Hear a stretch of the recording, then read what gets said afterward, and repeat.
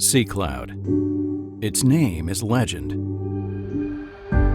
Its presence on the water, a dazzling sight. To sail on this 316-foot steel-hulled Windjammer is an experience like no other. Sea Cloud is the ship that defined the golden age of yachting. Today, it manifests maritime grandeur once more.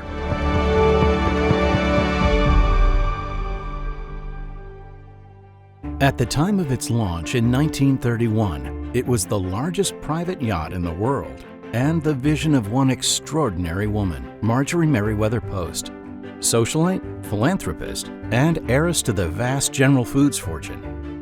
Commissioned by Marjorie's husband, the Wall Street tycoon E.F. Hutton, it drew on the expertise of the Germania shipyard of Kiel to propel sailing into a modern era of opulence, aided by the talents of American marine architect William Francis Gibbs.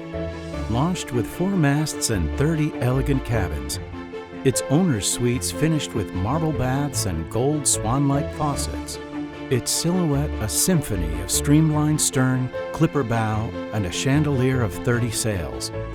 Sea Cloud brought elegance and cocktail hour to the high seas. Following her separation from Hutton, Marjorie remarried in 1935 to the U.S. Ambassador to Moscow, Joseph E. Davies. Sea Cloud subsequently hosted royalty, diplomats, and politicians while moored in the icy waters of Leningrad. Over the decades, its guests have included heads of state and cultural figures from Queen Elizabeth of Belgium and the Duke and Duchess of Windsor to Walter Cronkite and James Michener, author of the Tales of the South Pacific, who wrote at his cabin desk.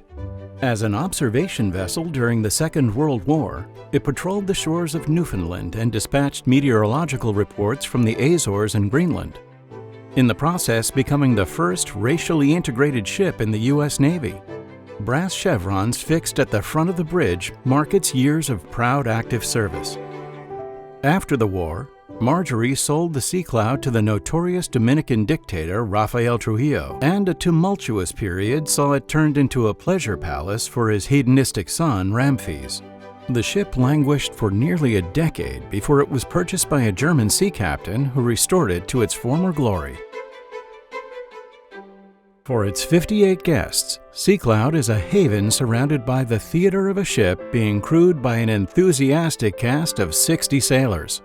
It is a privilege to observe these maestros as they climb rigging, raise sails, and master currents. The days can pan out like the horizon as passengers relax on the Lido deck, dine on local cuisine, stroll the teak promenade, Zodiac cruise among secluded islands, and lunch in hidden beaches.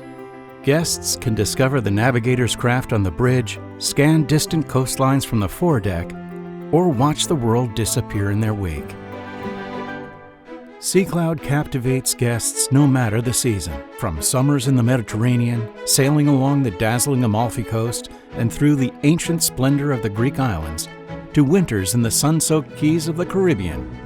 Wherever the destination, new passengers and old friends return to a ship that is a home at sea to make and savor memories, unique present-day echoes of the glamorous golden age of yachting as envisioned by Marjorie Merriweather Post nearly a century ago.